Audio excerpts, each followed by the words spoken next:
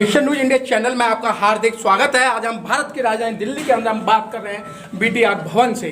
अभी आप देख रहे हैं कि यहाँ जो प्रोग्राम हुआ वो भारतीय नागरिक मंच द्वारा संविधान दिवस पर। इस प्रोग्राम के ऑर्गेनाइजर थे सफाई कर्मचारी आयोग के अंदर सदस्य हैं रविशंकर जी और हमारे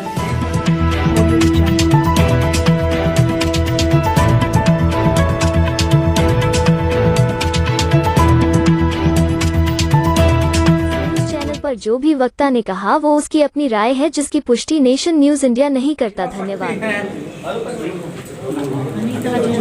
अनीता उज्जैनवाल जी, आज हम बात करते हैं रविशंकर जी, आपकी बहुत बड़ी तारीफें हो रही हैं जब से आप आयोग के अंदर आए हैं और आयोग को आपने चमका दिया और चमका ऐसे दिया कि इलाके को भी चमका दिया। आप जो है अफसरों की बात नहीं मानते हैं और आप बात मानते हैं उन कर्मचारियों की। क्या आपकी पड़ती नहीं है या क्या चक्कर है मामला? देखिए, ये जो आयोग बना है ये कॉन्स्टिट्यूशन पोस्ट है और संविधान के तहत बाबा साहब के बनाए हुए संविधान के तहत इसको बनाया गया है। और जब ये बन गया है तो जो हमारे दबे कुचले भाई हैं, जो हमारे मजदूर साथी हैं, जो सफाई सैनिक हैं, जो उनकी दुर्दशा आज हो गई है, उस दुर्दशा को देखते हुए आयोग का गठन किया गया था।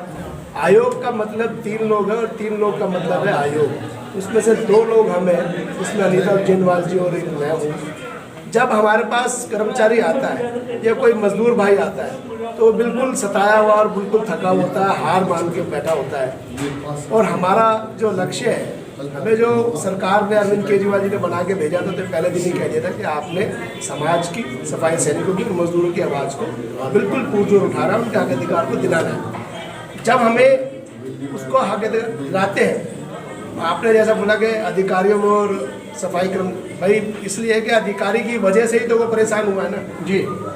अधिकारी नहीं तो उसका शोषण किया, अधिकारियों ने ही मिलके ऐसे काम कर दिए जिसकी वजह से वो पक्का नहीं हुआ, जिसकी वजह से उसको पीएफ नहीं मिला, जिसकी वजह से रिटायरमेंट में पैसा नहीं मिला, जिसकी वजह से उसको बहुत सारे अधिकार है जो उसका शोषण हो गया। आयोग का मतलब यही है कि उसके शोषण को रोकना, उसके अधिकार को दिलाना। रविशंकर जी, मैं आप बाद में आता हूँ। हमारे बीच में अनीता उज्जैनवाल जी हैं। अनीता जी, आपसे पहले से आयोग को कोई भी नहीं जानता था और ऐसा लगता था बियावान की कोई आ रहा है कोई नहीं जा रहा है और अपनी समस्या को किसके सामने रखें। आप आयोग के अंदर आए और आपने समस्याएं सुनी, खास तौर से उन महिलाओं की जो बहुत ज्यादा वंचित थी, तो आपको कैसा लगा?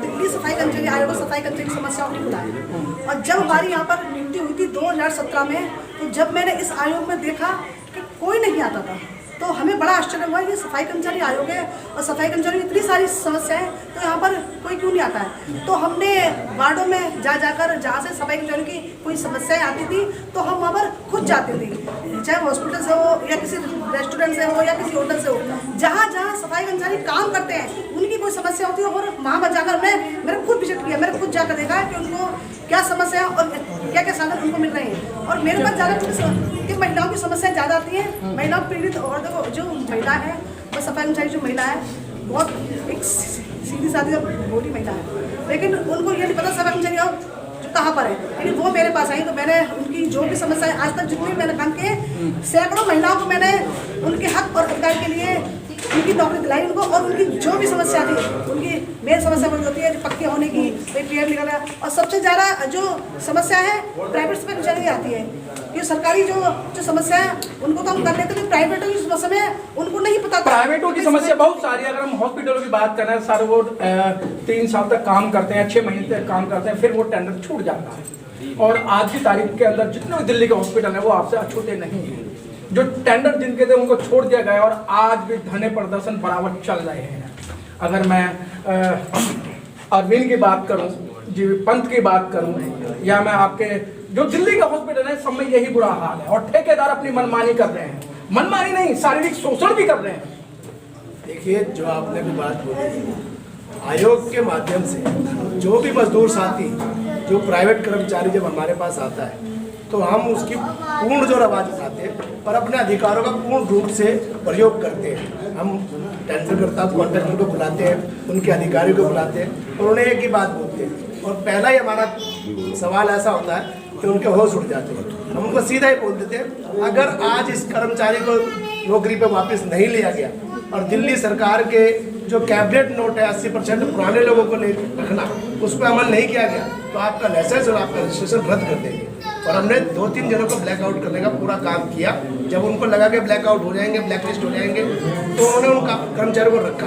कर्मचारी आपने देखा होगा, लोग आते भी हैं, धन्यवाद भी करते हैं, लोग आके ये भी बोलते हैं कि आज आपकी वजह से हम नौकरी कर रहे हैं। तो हमारा केवल कर्तव्य और दायित्व ये बनता है जो मजदूरों की आवाज़ को उठाना, उसके लिए हमें किसी भी हद तक अपने अधिकार क्षेत्र से बाहर जाके भी हम अपना काम करते हैं। सफाई कर्मचारियों के लिए हमने एक सफाई कर्मचारी जागरूक अभियान भी चलाया था, जो आज भी चल रहा है। हम हर वार्ड में जाके, क्योंकि हमने अनिता जी ने और मैंने दोनों की नियुक्ति एक ही दिन हुई थी, उसी दिन हमने ये बात बोल दी थी कि हम आपको नहीं बुलाएंगे, हम आपके पास आएंगे। तो हमने हर वार्ड में जाके सफाई कर्मचारी जागरूक अभियान चलाया, जिसका असर हुआ।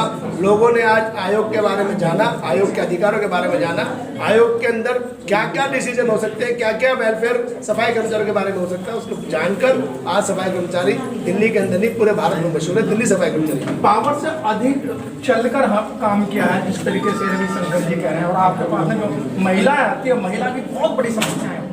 जेंट्स तो इधर उधर जाके अपना काम कर भी लेते हैं, लेकिन जो महिला है, जो इस समय जो वर्किंग में है, रात को भी नौकरी करते हैं, लेकिन उनको बहुत बुरी सताया जाता है, उसकी कंप्लेंट भी आपके पास आती है। लेकिन वो कहीं ना कहीं आज देश को आज़ाद हुए 75 साल हो गए, और 75 साल की आज़ादी में आज की महिलाएं जो कि तो हैं। नहीं, देखिए महिलाओं का तो शोषण वगैरह हो रहा है, लेकिन महिलाओं की जब हमारे पास अगर कोई कंप्लेंट आती है और कोई ठेकेदार उनको सता रहा है या कोई अधिकारी उनके साथ कर रहा है गलत, तो हम उस पर तुरंत एक्शन लेते हैं और उन पर पूर्ण रूप से एक्शन लेते हैं, और उस महिला को जिसका हक और अधिकार है वो हम दिलवा देते हैं। तो ये हमारी पावर है और हमने अपनी पावर को यूज़ किया है। आज दिल्ली में सफाई कर्मचारियों को हर कोई जानता है, अब कोई ऐसा नहीं इसको नहीं जानता है, और जो भी समस्या आती है हम उस पर पूर्ण रूप से। अच्छा अनीता जी, आपके मन में आज कैसे आया कि भारतीय नागरिक मंच द्वारा कि भारतीय संविधान दिवस मनाया जाए, और आपने जी योगदान रहा सफाई कर्मचारी के दिलवाने के लिए? हाँ जी, देखो ये हमारा संगठन भारतीय नागरिक मंच, और इस मंच के माध्यम से आज हम भारतीय संविधान दिवस पूर्ण रूप से सभी साथियों के साथ मनाया हमने, और सबका सम्मान समारोह रखा गया है ताकि सबको एक प्लेटफॉर्म पर आने का और सबको एकजुट होने का मौका मिल सके। तो हम सबका बहुत स्वागत करते हैं। आज हमारे साथ बहुत बहुत धन्यवाद। जिस तरीके से भारतीय नागरिक मंच द्वारा भारतीय संविधान को मनाया गया, भारतीय संविधान दिवस को मनाया गया। भारतीय संविधान को क्यों मनाया जाता है, क्या कारण है, ये आप सब जानते हैं। अगर भारतीय संविधान नहीं होगा तो आप नहीं होंगे, अगर आप नहीं होगा तो आपके जो पहले जो शासन चला करता था राजा महाराजाओं का, वैसे ही चलेगा। और किसी ने कहा है तकदीर का गम दुनिया का सितम हर हाल में सहना पड़ता है, लाखों लवे दिल पर आए मगर खामोश ही रहना पड़ता है। अब ये संविधान आपको खामोश नहीं रहने देगा, ये संविधान आपको आपकी बात को कहने देगा। जिस तरीके से रविशंकर जी ने पढ़ा बाबा साहब को और संविधान को पढ़ा, और वो अपना काम कराते हैं और उन मजदूरों की सेवा करते हैं। अनीता जी भी उसी तरीके से जो महिला हैं या पुरुष हैं, सफाई आयोग के अंदर जब से आई हैं, एक सफाई आयोग के आने से सफाई कर्मचारियों के हाथ मजबूत हुए हैं। उन्हें कोई भी अफसर परेशान नहीं करेगा। और अफसर परेशान क्यों करते हैं कि जो अफसर होते हैं वो अधिकतर जो दूसरी मानसिकता है, मैं पत्रकारों में खुलेआम बोल रहा हूँ, मनुवादी मानसिकता के तौर पर होता है। वो अपने घरों में भी काम करवाते हैं इन लोगों से, और अपने जो और भी जगह वहाँ भी काम कराते हैं। लेकिन इन सब का समाधान है तो भारतीय संविधान है। भारतीय संविधान को पढ़ना होगा, आपको घर घर के अंदर भारतीय संविधान ले जाना होगा। कैमरामैन गौतम के साथ मनोज पिप्पल, दिल्ली से। संविधान सुरक्षित है तो हम सुरक्षित हैं। जय भीम, जय Bharat. Press the bell icon on the YouTube app and never miss another update.